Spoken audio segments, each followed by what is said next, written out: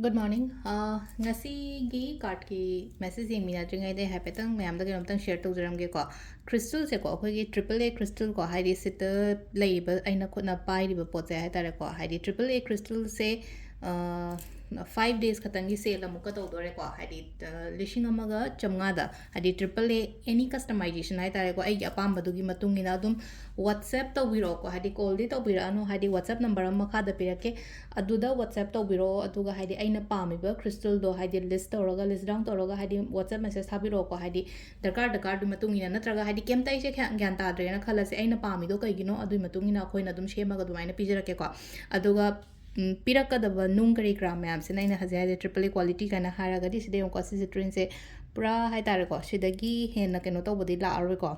keno da hai tare ko gi bracelet ki form da ko hanagi mayam bodi lai ko se train ko hanagi se khenai ko hari si se katang machu phajaba katang ne do yeng ba si ga yeng na matona sina phaba na yam hen ba ko matam gi matung ina mai lakpani na ado sale se smai tore ko hadi triple A crystal se na hangai di lishing ama chamnga na traga lishing ani gumba du mai ni yole ko ani khitang hen basu dum yawe ko hadi nung di matung ina nung se maman amagam da khara ga mana da basu yawe ko aduga offer sina ko mai na hadi lishing ama chamnga se da pyrite macha amaga du mai toraga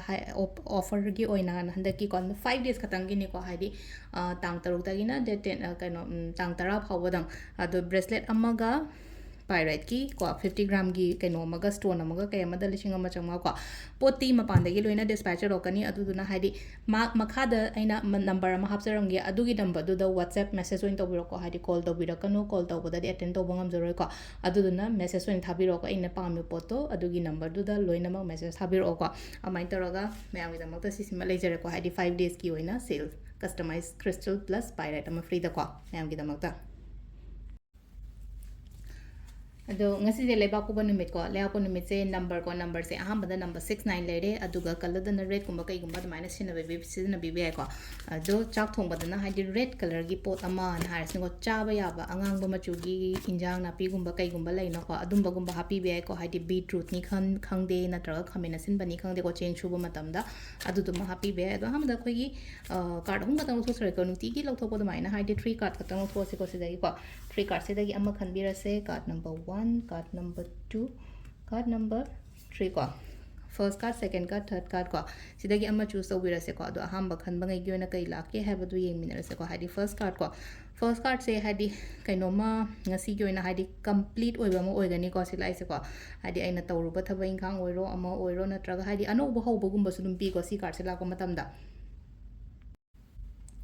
aduduna ahambagi first card se positive oi ngasigi oina aigi oina aina tawruba thaba ingkhangda adum mangol oiba khopa dumain tawra piri ko ani shuba sisu khitang ohong bagumba la ohaina pi ko hadi changes ama kari ama na hangai lerami ba pattern natraga na hangai aigi lerami mong du de khitang hong bagumba dumain tawra la po ino ko isada su yamna ngasi se energetic su oigani ko energetic oigani thaba ingkhang taw matam da khitang ambitious su oigani ko tawning ba he na phawbo do samna habda ko aduga number 3 ko number 3 se sida hai se hadi hono ko ai ki hono bam thop adum hono haji mina masa khangbi de ai se natraga ai na mina mana thabi de na kemta khallaga so ko hari no mata no mati soin khang kani aduna silai se ko hadi mina notice taw de ko te haraga so ko ai na thadari ba effort ai na ai ge hard work dedication suguma mayam se na ko ai do ai na honari ba ai gi thabak se mai pak padi soin lakani ba hoji ma keno tawdre na khallaga so sisina ko card ki message lere ko timings wa pe yeng minara se ko timings na ayuki pung nipan ga min ani dagi na pung baro ga minute yankhai mapan phawung lere ko dagi yung ani ga minute kunthrai ban dai na mari ga minute tra tu phawung lere dagi taret ga minute tra taret dagi na nipan ga minute kunthra nipan phawung lere adagi yung mapan ga minute yankhai mapan ga minute yankhai mapan dagi na pung ani ga minute ahum phawung lere ko sisina ko ngasi gi oina phawba timing ko ado se lere ko daily card message ma'am thank you